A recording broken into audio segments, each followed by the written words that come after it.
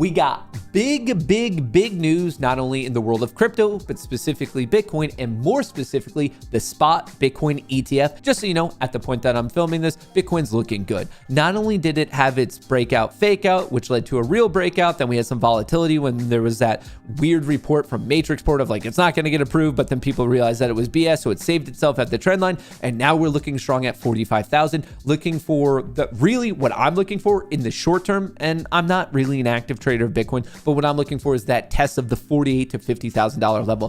48,000 key technical level, 50,000 a key psychological level. So that's what I want to see. But overall, we're seeing higher highs, higher lows. The bulls are very evidently in control at this moment in time. As of now, crypto as a whole is worth 1.66 trillion, and Bitcoin itself is worth 882 billion, on its way to once again reclaiming $1 trillion market cap. Very excited. So you might be thinking, what's the big news? What's the big hubbub? You've probably heard about the spot Bitcoin ETF. And yes, people are rightfully excited for that because upon approval, then when you get regulatory clarity, and then from there, that allows more money to go into the particular asset class. And we know that supply is going to stay the same. It's never going to go above 21 million. So when demand increases and supply is capped, price has to go up.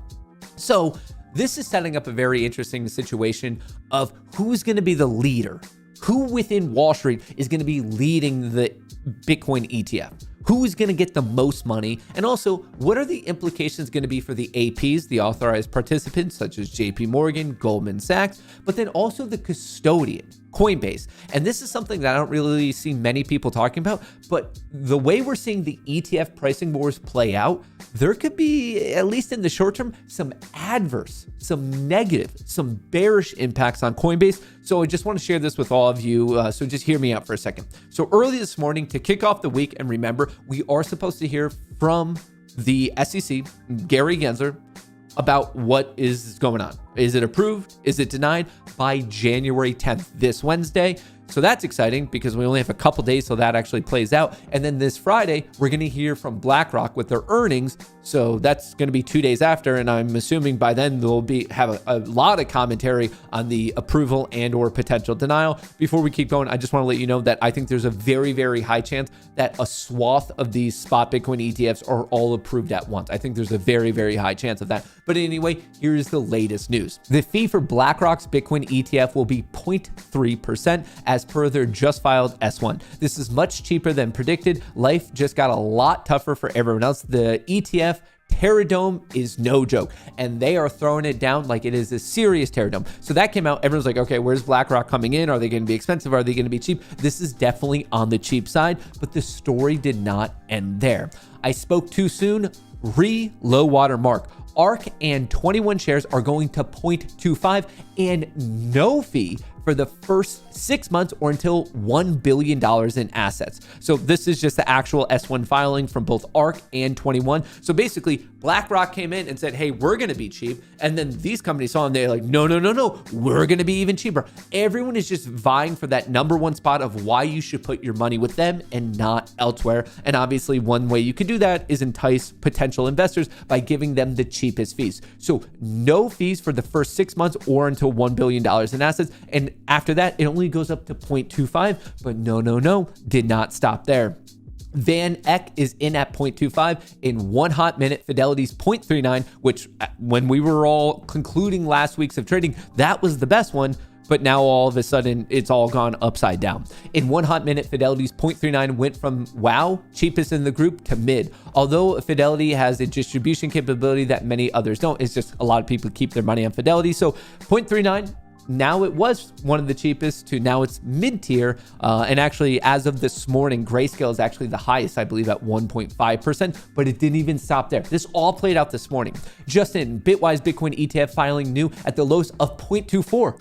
They saw people coming in at 0.25, so they're like, we'll come in at 0.24 and then waive all fees for the first 6 months. So not only is it the cheapest, but it's doing the first free 6 months, and it's not even doing the $1 billion cutoff. So the other ones probably are going to get $1 billion before the 6 months, so it'll jump up first. So as of now, and this could change very, very rapidly, Bitwise is making the cheapest appeal to potential investors of saying, hey, you're not going to really have to pay much at all. And it's just, this literally all played out this this morning. It costs less to hold a Bitcoin ETF for a year than a single trade on Coinbase. And this is exactly what I'm talking about, that I don't see many people talking about, but how these pricing wars are playing out, of how in the short term, there could actually be adverse impacts on Coinbase, who is obviously the most popular US crypto exchange and also is going to be the custodian for almost all of these sponsors / issuers of the spot Bitcoin ETF. But anyway, when we're talking about price and the easiest, most reasonable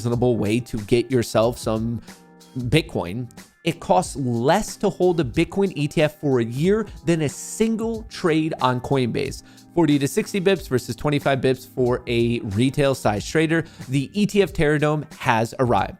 And then Eric, who's a well-respected ETF expert from Bloomberg, will be interesting to see if crypto exchanges respond with their own fee cuts before it's too late. So right now, the way this all rapidly played out this morning, things got very, very cheap. And I don't know about you guys, but I'm very interested to see what Coinbase decides to do with their fees to entice people to keep trading on their platform. So that'll be interesting.